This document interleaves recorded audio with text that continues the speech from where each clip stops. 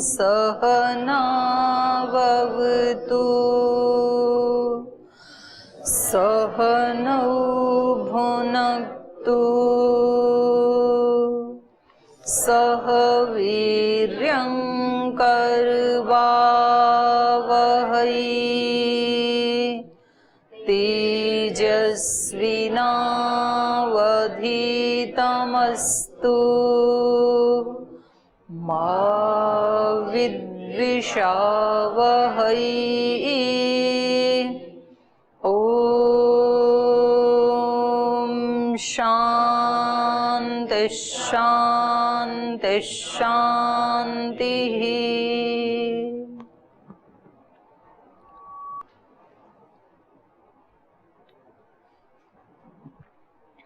दैवी संपद का प्रारंभ किया था कल। एक श्लोक हमने पढ़ा था।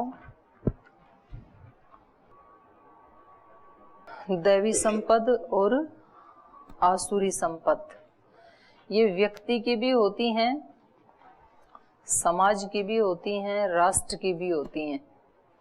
व्यक्ति से शुरू होती हैं ये चीजें, फिर यही चीजें किसी राष्ट्र की दैवी संपद अधिक है या आसुरी संपद अधिक है, क्योंकि व्यक्तियों को मिलाकर के ही समाज बनता है, परिवार बनता है, फिर राष्ट्र बनता है।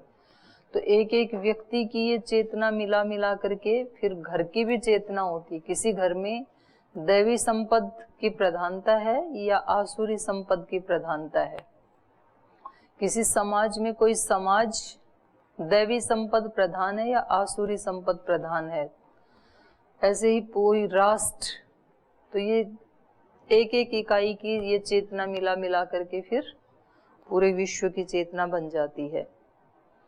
अभयम सत्व संशुद्धि ज्ञान योग व्यवस्थिति दानम दमश्च यज्ञश्च स्वाध्याय तप आर्जवम। तो इतने गुणों के ऊपर हमने विचार कर लिया था। तो पीछे वाले पाठ में से कोई आपका प्रश्न हो तो पहले पूछ लीजिए, फिर आगे चलेंगे। कोई जी, इनको माइक दे दीजिए। आगे पीछे आ गए, आपके आगे पीछे माइक ही माइक है, ले लो। ओम दीदी, जो कल सत्व संशुद्धि पर आपने प्रारंभ में बताया था कि जैसे अपने वरिष्ठ हैं और वो तो भौतिक धरातल पर भी यानी आध्यात्मिक क्षेत्र में भी हो सकते हैं और भौतिक क्षेत्र में भी हो सकते हैं। तो अपने वरिष्ठ हमारे अंदर दुर्गुण देखते हैं, दोष देखते हैं। यदि ऐसे हमारे अंदर है नहीं तो देखते हैं, वो हमको बताते हैं कि आपके अंदर ये दोष हैं। तो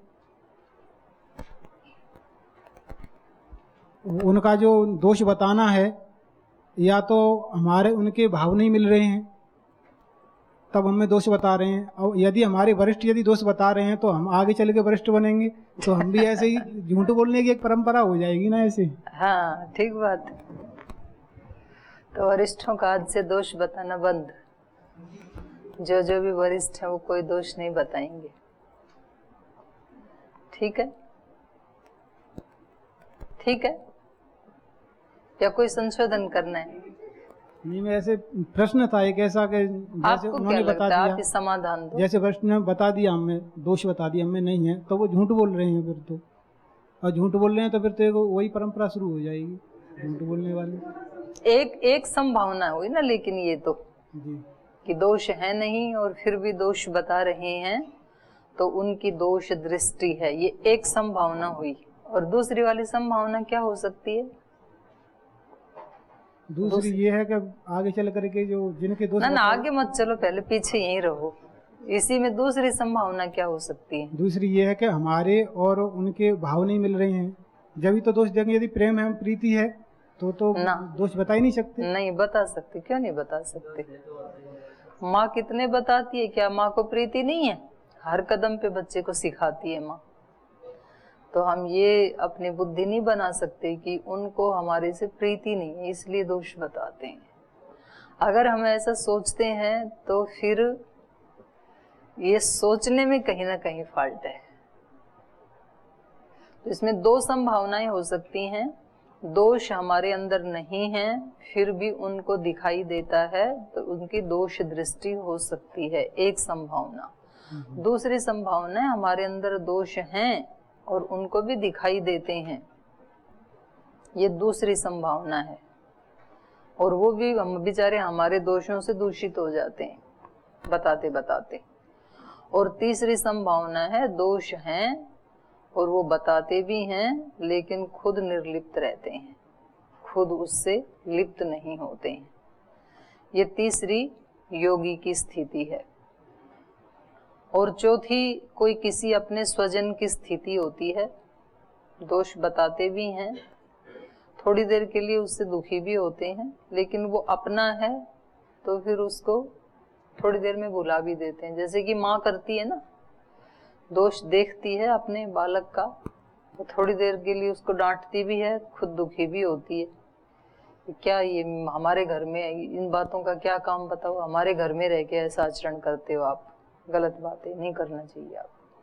फिर थोड़ी देर के बाद उसको लगता है कि बच्चा भूखा है तो खाना भी दे देती है। तो एक ही घटना की कई परिस्थिति हो सकती हैं, तो हम कोई एक तरफा निर्णय नहीं कर सकते हैं कि जो कोई भी हमारे दोष देख रहे हैं तो वो दोष ना देखा करें, क्योंकि नहीं तो कल हम वरिष्ठ होंगे तो हम भी फिर ऐसा ही करेंगे। तो ये एक तरफा दृष्टि हो गई है फिर। और दूसरी बात ये है कि जब आपको ये पता है कि हमारे जो बड़े हैं वो हमारे दोष देखते हैं, तो उससे हमारा कोई भला नहीं हो रहा है, तो उनको नहीं देखना चाहिए, हमें तो परेशानी हो रही है, तो आप कम से कम वरिष्ठ बन के ये काम मत करना। क्योंकि जो काम आज आपको गलत लग रहा है उसको आप क्यों करेंगे? बोल जैसे तो परंपरा पड़ जाएगी। जो हमें गलत लग रहा है वो परंपरा पड़ेगी कैसे? जब हमें दिख रहा है कि ये गलत है तो हमें वो नहीं अपनाना चाहिए। फिर मतलब सारी भीड़ जा जा करके खड्डे में गिर रही हैं और आपको दिख रहा है कि जो पहले गिरी थी वो निकल नहीं पाई, तो जरूरी थोड़ी आपको भी दौड़ के जाके वहीं गिरना। आप देख रहे हो कि हम बाजार में जा रहे हैं और आपके माता पिता, भाई बहन, बच्चे सब साथ में हैं, और आपके परिवार के 2 लोगों को खड्डा दिखाई नहीं दिया। वो तेज बतियाते हुए जा रहे थे और जाते जाते खड्डे में गिर गई। आप भी उनके साथ हो, आपको प्रीति भी है, वंश परंपराएं भी निभानी है आपको, बड़े परंपराओं के निर्वहन करने वाले हैं आप। तो अब आप खड्डे में पड़ोगे कि उनको निकालोगे? निकालेंगे हम, जो क्योंकि वो हमारे अपने स्वजन हैं। और कोई दूसरा भी हो तब भी व्यक्ति क्या करता है? बाहर निकालता है, उसको कोशिश करता है बाहर निकालने की। तो जो हमने ये देखा कि जो चीज गलत है तो उसको हमें तो अपनाना ही नहीं है। लोग यही तो एक हेतु देते हैं, जी यहाँ तो सब ऐसे ही करते हैं। पूछे लेट क्यों आए? जी यहाँ तो सब लेट ही आते हैं। भाई सब तो आते हैं, आप क्यों आते हो? जब आपको पता है लेट आना गलत है तो आप मत आओ। यहाँ तो सब ऐसे ही बोलते हैं जी। तो आप अपना तय करो कि आपको सबका गलत आचरण ही फॉलो करना है या आपको उसको ब्रेक करना है। एक और था दीदी, हाँ। जैसे साथ में सभी भाई रहते हैं तो हमारे साथ में रहने वाले भाई कुछ गलत काम करते हैं। गलत काम तो नहीं, जैसे एक व्यवस्था है और आचरण में थोड़ा वाणी दोष है और रहन सहन का दोष है, सफाई को लेकर कैसे भी कह सकते हैं, कई प्रकार के दोष हो सकते हैं। हम देखते हैं तो हम उनसे कहते हैं भाई ऐसे नहीं, ऐसे कर लिया करो। फिर 1-2 बार तो करेंगे लेकिन फिर अपनी पुरानी स्थिति में आ जाते हैं। कई बार समझाते हैं, खूब समझाते हैं, लेकिन नहीं आता। तो उसके लिए फिर उनको करने दें। तो उसकी 2 स्थिति हैं। एक तो हमारा धैर्य इतना बढ़ा हुआ है, यदि हम पूर्ण स्वस्थ हैं तो तब, और हमें उनको ठीक करना, ये भी हमने अपना एक उद्देश्य बना लिया है कि इनको ठीक करना है मुझे, तब तो अंतिम दम तक लगे रहो। और दूसरा है, आप देख रहे हो कि मेरे अंदर भी इतना धैर्य नहीं है। पहले तो समझा दिया, लेकिन अब उसको समझाने से मैं भी उल्टा परेशानी हो जाता हूँ, और जब उसको देखता हूँ दुखी हो जाता हूँ। तो फिर जब आप ही कमजोर हो तो फिर आप उसकी जिम्मेदारी मत लो। क्योंकि जो व्यक्ति खुद ही रोगी है तो दूसरे रोगी को ठीक करने की उसकी जिम्मेदारी नहीं है। कोई और डॉक्टर आएगा तो फिर उसको छोड़ दो। और अगर आध्यात्म, ये मैं व्यवहारिक दृष्टि की बात कह रही हूँ, और आध्यात्मिक दृष्टि से दो ही स्थिति होती हैं। अगर आपको कहीं कुछ गलत दिखाई देता है तो या तो उसको ठीक कर दो और या उससे परेशान होना बंद कर दो। व्यक्ति क्या करता है, ना तो उसको ठीक कर पाता है और ना ही उससे परेशान होना बंद करता है, बल्कि उसकी चर्चा इधर उधर करता रहता है। ऐसे हैं, हमारे कक्ष वाले तो ऐसे हैं, इनको कहें तो सिर पे आते हैं, क्या कर सकते हैं, पता नहीं कैसे कैसे संस्कारों को लेके आए हुए हैं, आए ही क्यों हैं जब इनको करना ही नहीं है। तो हमारे गुरुकुल वाले ऐसे हैं, हमारे परिवार वाले ऐसे हैं, हमारे समाज में ऐसे हो रहा है। लेकिन मेरे को ये समझ में नहीं आता कि उस चर्चा से निकलता क्या है। कुछ भी नहीं निकलता है, क्योंकि इस बताने वाले को भी पता है जिसको बता रहा हूँ ये भी कुछ सॉल्यूशन तो करने वाला है नहीं, और मेरे से तो हुआ ही नहीं। तो फिर तो मैं हम दोनों का टाइम ही वेस्ट कर रहा हूँ और एनर्जी वेस्ट कर रहा हूँ। तो इससे अच्छा तो मैं इतनी देर अपने ध्यान उपासना करके भगवान से शक्ति मांगूं कि भगवान जी इनके दोषों से मैं दुखी ना हूं, कम से कम मेरे को इतना मजबूत बना दो।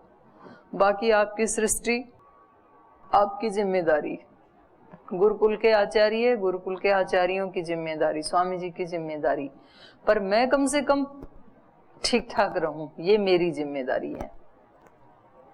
तो इतना तो करना है पर जरूर, अपने आप को ठीक करने के लिए तो हर संभव प्रयास करना है। और दूसरा यथाशक्ति है, फिर जितनी हमारी शक्ति है, सामर्थ्य है, उतनी तो सेवा कर पाएंगे। अब एक बच्चा कितना वजन उठा पाएगा?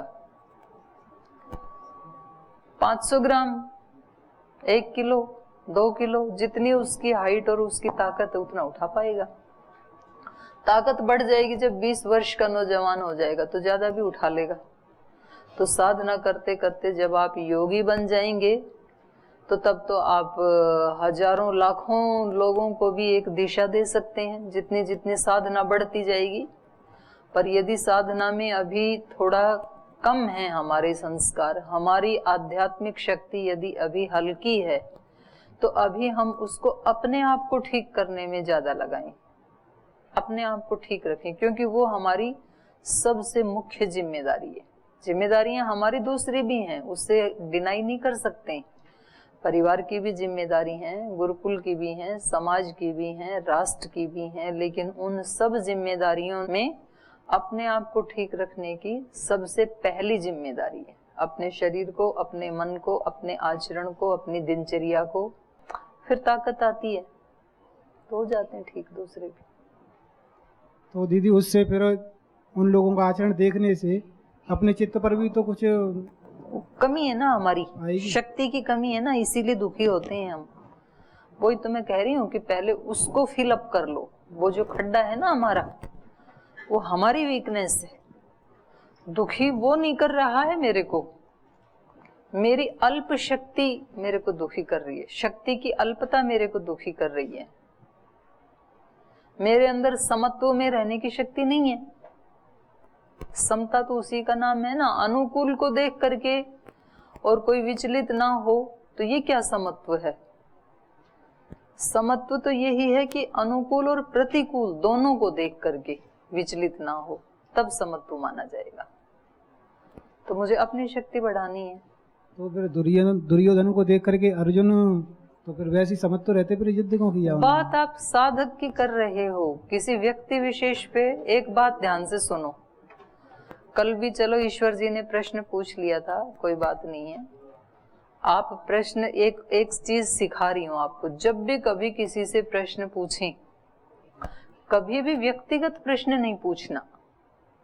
व्यक्तिगत पूछने के लिए व्यक्तिगत उससे पहले वो लेकर के अनुमति, और उससे व्यक्तिगत रूप से ही, व्यक्तिगत ढंग से ही पूछ सकते हैं। कभी भी आप ऐसे सभा में खड़ा होकर के, मान लो कोई नेता भाषण दे रहा है, हम भ्रष्टाचार मिटाएंगे, हम यहाँ पर ऐसा लाएंगे, उजाला लाएंगे, आप बोलोगे जी आपने तो कोई भ्रष्टाचार नहीं किया, ऐसा प्रश्न नहीं पूछते। आपके मन में भी आ रहा है तो उससे अलग से जाकर के पूछ लो। तो जब यहाँ जो चर्चा की जाती है वो शास्त्र की चर्चा की जाती है, कॉमन चर्चा की जाती है, तो उसमें किसी व्यक्ति विशेष को नहीं लेना। और मान लो किसी व्यक्ति विशेष ने त्रुटि की भी तो उसने कौन सा सुख पाया फिर? आपका प्रश्न क्या है दुर्योधन को लेकर के? जैसे दुर्योधन में दोष थे, हाँ, तो अर्जुन फिर युद्ध नहीं करते, उनके दोस्त देख करके अपने तो उन्होंने तो ठेका ले रखा था ना, ठीक करना है, क्योंकि वो योगेश्वर थे भगवान कृष्ण। अर्जुन ने नहीं लिया निर्णय, अर्जुन को तो दिलवाया जबरदस्ती भगवान कृष्ण ने। और भगवान कृष्ण जो है वो योगेश्वर थे, तो उन्होंने जिम्मेदारी ली थी, मुझे तो इस समाज में से जो दुराचारी, भ्रष्टाचारी और उल्टा पल्टा करने वाले लोग हैं उनको चुन चुन के मारना है। उनकी ताकत है, तो सबको मार करके भी उनके ऊपर कोई असर भी नहीं है। वो कह रहे ये तो पहले से ही मरे हुए हैं, मैंने ही मार रखा है, इनके पापों ने ही मार रखा है। और इस अधर्म का नाश करने के लिए भगवान ने मुझे निमित्त बनाया है। मुझे ठीक, अलग अलग आत्माएं अलग अलग काम करने के लिए हर युग में आती हैं, तो उनको पता होता है। तो हम ना तो उनके बारे में वो अच्छा है या बुरा ये डिसीजन देने वाले हम कौन होते हैं? हम अपने बारे में तो दे सकते हैं, पर उनके बारे में हम नहीं दे सकते हैं। अब भगवान कृष्ण ने आके अलग तरह से अधर्म का नाश किया, फिर महर्षि दयानंद ने अलग ढंग से किया, महात्मा बुद्ध ने अलग ढंग से किया, भगवान महावीर ने अलग ढंग से किया, स्वामी जी अलग ढंग से कर रहे हैं, और भी कितने सारे महापुरुष हैं, अलग अलग महापुरुषों ने आकर के। और आज भी वर्तमान युग में भी अनेक महापुरुष हैं संसार में, और वो अपने अपने ढंग से अपनी सेवाएं दे रहे हैं, चाहे वो थोड़ी ज्यादा जैसा उनका है वो कर रहे हैं अपने अपने ढंग से। तो बहुत लोग लगे हैं अभी भी, ऐसा नहीं है कि अभी कोई नहीं है। तो ऐसा ही है, उस समय उनको ये लगता था, तो इसलिए उन्होंने वही उचित समझा, उनका नाश करना ही, इसलिए किया उन्होंने। जी पीछे माइक दे देना भाई, नहीं आप पूछो, एक दूसरे वाला दे देंगे। एक प्रणाम दीदी, यहाँ अभयम सत्व संशुद्धि में जो बताए थे कि जो स्थूल आहार होते हैं उससे तो बनता है हमारा स्थूल शरीर, और जो सूक्ष्म आहार होते हैं उससे बनता है मन, और जो हमारी मन की अस्थिरता है उसका उपाय है उपासना। तो उपासना कैसे करे, किसका करे, कब करे, कहाँ करें? जब उस जंगल में घुसोगे तो अपने आप पता लग जाएगा कि इसमें कैसे घुसें, कैसे निकलें। पहले तो जो शास्त्रों में बताया है ना वैसे ही करना शुरू कर दें। तो शास्त्रों में बताया, महर्षि दयानंद ने सत्यार्थ प्रकाश के सप्तम समुल्लास में बता दिया, और उपनिषद के श्वेताश्वतर उपनिषद में हमने पढ़ा अभी कि जब व्यक्ति को उपासना करनी हो तो किसी साफ सुथरे स्थान पे बैठे, ऐसे स्थान पे बैठे जहाँ बहुत ज्यादा झोंके ना चल रहे हों, वायु के अंधकार वो उड़ ना रहे हों, शर्करा आदि, और जहाँ नदी आदि भी पास में हो तो और अच्छी बात है, उसका कल कल का शब्द सुनाई दे। अगर वो शब्द नहीं है तो कोई भी ऐसा सॉफ्ट म्यूजिक डाल लें, वो भी उपलब्ध नहीं है तो जो अपने आसपास म्यूजिक हो रहे हैं उसको सॉफ्ट मान लें। कितना मधुर है, सब जो ध्वनियां हैं वो मधुर ही होती हैं। ऐसे बैठें, सीधे बैठें, गर्दन को कमर को सीधा करके बैठें, पूरे शरीर को शिथिल छोड़ दें, और फिर सृष्टिकर्ता का ध्यान करें। इतना तो कर लें, उसके आगे तो वो अपने आप राह दिखाएगा। एक कदम तो हम बढ़ाएं, बाकी वो बता देगा। पर दीदी जैसे हम लोग योग भवन में सामूहिक ध्यान करते हैं तो वहाँ कबूतर बहुत हैं, और वो बोलते हैं जब तो मतलब कितनी मधुर ध्वनि है देखो कबूतर की। पर लोग में दीदी मना करते हैं, कबूतर जब बोलता है और उसकी आवाज़ निकलते है तो उससे बोलते हैं कि अच्छा नहीं होता कबूतर का आवाज़। तो किसी मेरे जैसे ने कह दिया होगा, सब भगवान के बनाए पशु पक्षी हैं और सब की ध्वनि बहुत अच्छी। कौन अच्छा नहीं होता ऐसे नहीं कह सकते हम, ये तो इतने छोटे से बचपन में कविताएं पढ़ाते हैं छोटे छोटे बच्चों को। नहीं जानवर कोई भी इस दुनिया में बेकार, सबके साथ चाहिए करना अच्छा ही व्यवहार। कबूतर बहुत अच्छा बेचारा जी। ओम दीदी प्रणाम। जैसे आपने कल अभयदान का जैसे बताया था कि अभयदान में अगर जो कोई बुरी स्थिति में है और हम उसको अगर जो अभयदान दे देते, मतलब बोल देते उसको कि हम आपकी सहायता कर सकते हैं। अब कभी कभी क्या होता है कि एक हमें डाउट रहता है कि मैं 100% इसकी सहायता नहीं कर पाता हूँ, पर फिर भी हम कि चलो एक प्रयास तो करें। तो अगर जो उसको हम अभयदान देते हैं और हमारे मन में थोड़ा सा डाउट है कि कर पाएंगे कि नहीं कर पाएंगे, तो वहाँ पे मैं गलत हूँ कि सही हूँ? ना, फिर नहीं देना चाहिए ना। जब आप ही डाउटफुल हो और आप वैसे ही उसको कह दे रहे हो तो फिर आपका असत्य भाषण हो जाएगा। तो सामने वाले की स्थिति भी तो, अगर सामने वाले की स्थिति असत्य बोलने से ठीक हो गई तो उसका अलग फल मिलेगा। आपने एक व्यक्ति को रिलैक्स किया, उसका भी फल मिलेगा, पर असत्य भाषण किया, इसका भी फल मिलेगा। दोनों का अलग अलग मिलेगा। पर हमने तो अच्छे के लिए किया ना। अच्छे के लिए किया तो भी असत्य तो बोला। तो जो सत्य आदि जो हैं 5 ये महाव्रत बताएं और सार्वभौम बताएं ना, अहिंसा सत्यस्ते आदि, तो दोनों का अलग अलग मिलेगा। तो ये तो एक कॉमन प्रश्न होता है ना जी, किसी की रक्षा के लिए झूठ बोल दें तो क्या बुराई है? रक्षा की उसका अलग फल मिलेगा, झूठ बोला उसका अलग मिलेगा, दोनों का अलग मिलेगा। ठीक है, पीछे दे दो। ओम दीदी जी। हाँ भाई। मेरा प्रश्न ये है कि जो व्यक्ति है, तो व्यक्ति अपने जीवन में जो आध्यात्मिक पक्ष होता है, माना अगर किसी व्यक्ति का आध्यात्मिक पक्ष बिल्कुल ठीक नहीं है तो वो क्या भौतिक उन्नति कर सकता है? और अगर नहीं कर सकता है तो फिर हम बाहर जितने लोग देख रहे हैं वो उनका आध्यात्मिक पक्ष में तो वो कुछ कार्य नहीं कर रहे हैं, तो फिर वो लौकिक उन्नति कैसे कर रहे हैं? तो पूरा स्पष्ट नहीं हुआ मेरे को। जो व्यक्ति आध्यात्मिक होता है उसके अगला क्या है आपका? उसका लौकिक पक्ष भी अच्छा होता है, ये कह रहे हैं? नहीं, अगर किसी का आध्यात्मिक पक्ष मजबूत नहीं है, आध्यात्मिक पक्ष अच्छा नहीं है, तो वो क्या लौकिक लौकिक उन्नति कर सकता है? आध्यात्मिक अच्छा नहीं है तो लौकिक कर सकता है क्या? जी।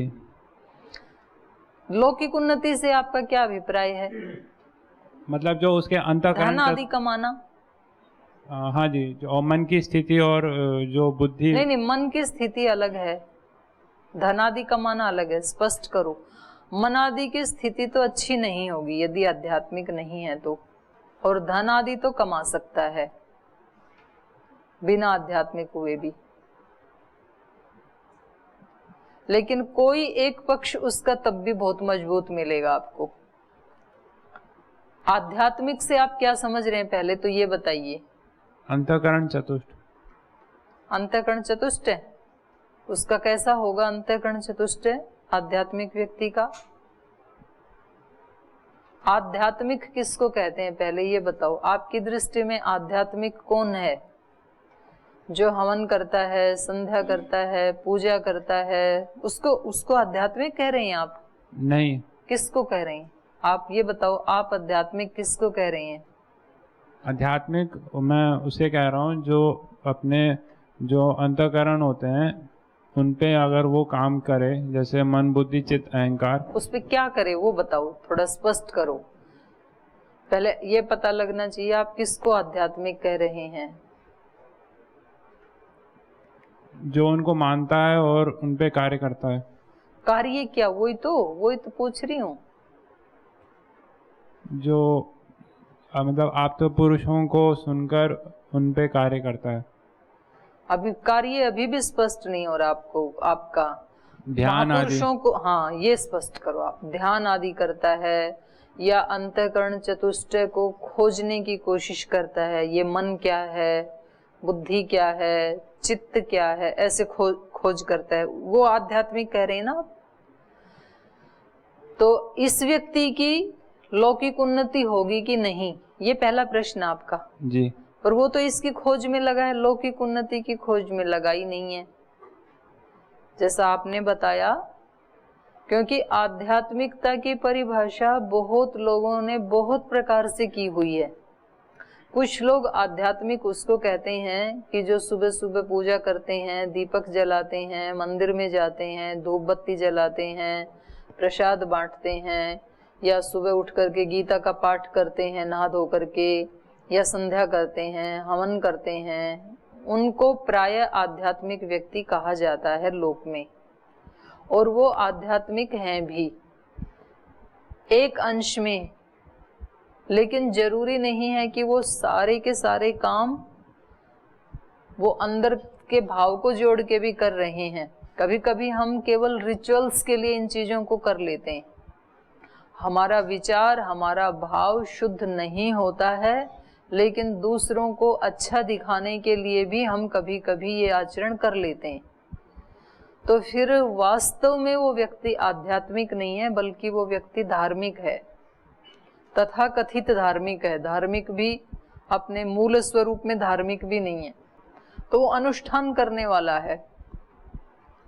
और अगर वो इतना सारा करके और कहीं धन कमाने में पुरुषार्थ कर रहा है खूब ज्यादा, तो वो पुरुषार्थ अपने आप में एक अच्छा गुण है ना, तो उस गुण के कारण वो धन कमा लेगा, कोई बात नहीं। उसका मन शांत नहीं भी है, वो दूसरों के प्रति सद्भाव नहीं भी रखता है, लेकिन एक उसका काम अच्छा है कि वो मेहनत करता है, पुरुषार्थ करता है उस फील्ड में, तो वो बन जाएगा। एक ये हुआ। अगला प्रश्न क्या था आपका कि जो व्यक्ति लौकिक उन्नति कर चुका है या कर रहा है, जिसके पास लौकिक दृष्टि से समृद्धि है, तो क्या वो भी आध्यात्मिक हो सकता है या नहीं हो सकता है? ये पूछा था आपने? नहीं, वो उसका फिर मिल गया, पहले में ही जवाब मिल गया। उसका क्या जवाब मिला? मतलब जिसने लौकिक उन्नति की वो आध्यात्मिक हो सकता है या नहीं हो सकता है? बताओ। हाँ, वो हो सकता है। क्यों नहीं हो सकता? बिल्कुल हो सकता है, हो भी सकता है, नहीं भी हो सकता है। तो अगर उसने अपनी आध्यात्मिकता की वास्तव में परिभाषा क्या है जिसमें सब कुछ समेटा जा सके? आध्यात्मिकता की वास्तविक परिभाषा ये है जो अपने आत्मा के गुणों के अनुकूल आचरण करता है। हमारी आत्मा का जो स्वरूप है, आत्मा कैसा है? शुद्ध स्वरूप है, और जिसके सब आचरण शुद्ध स्वरूप वाले हों, छल कपट वाले ना हों। ना वो किसी की चीजें चुराता है, ना वो असत्य भाषण करता है, ना वो किसी को दुख देता है, वो पुरुषार्थ भी करता है। तो ये सारा क्या हो गया? आध्यात्मिक आचरण हो गया। क्योंकि आत्मा कैसा है? शुद्ध है। आत्मा कैसा है? बुद्ध है, ज्ञान स्वरूप है, नित्य शुद्ध बुद्ध मुक्त, सांख्य दर्शन में बोला ना। तो वो कैसा है? बुद्ध। बुद्ध मतलब ज्ञान स्वरूप है। तो जिस व्यक्ति का छोटे से छोटा काम भी ज्ञान पूर्वक होता है, ऐसे नहीं वो अल्हड़पने में कुछ भी बोल देता है, कुछ भी खा लेता है, कैसा भी इंद्रियों से आचरण कर देता है, कुछ भी देख लेता है, कुछ भी सुन लेता है, वो व्यक्ति आध्यात्मिक नहीं हो सकता है। उसकी छोटी से छोटी क्रिया आपको कैसी मिलेगी? ज्ञान पूर्वक मिलेगी। तो आत्मा शुद्ध है, बुद्ध है, मुक्त है। वो जो भी आचरण करेगा वो कैसे करेगा? निर्लिप्त होकर के करेगा, मुक्त भाव में रहते हुए करेगा सारे कर्म, लिप्त नहीं हो जाएगा किसी भी वस्तु से, व्यक्ति से। उस व्यक्ति को कहेंगे ये आध्यात्मिक है। यह है आध्यात्मिकता की परिभाषा। केवल बाहर के कर्म कांड मात्र किसी व्यक्ति को आध्यात्मिक नहीं बनाते हैं, या बाहर के कर्म कांड को छोड़ने मात्र से आध्यात्मिकता नहीं छूट जाती है। बाहर का एक भी कर्म कांड ना करे तो भी कोई व्यक्ति आध्यात्मिक हो सकता है, और बाहर के सारे कर्म कांड करके भी व्यक्ति आध्यात्मिकता से रहित हो सकता है। आध्यात्मिक शब्द का ही अपने आप में अनवर्थ संज्ञा है। आत्मा को अतिक्रम करके अपनी आत्मा को केंद्र में रख करके, आत्मा को मतलब आत्मा के गुणों को, तो ये आध्यात्मिक व्यक्ति है।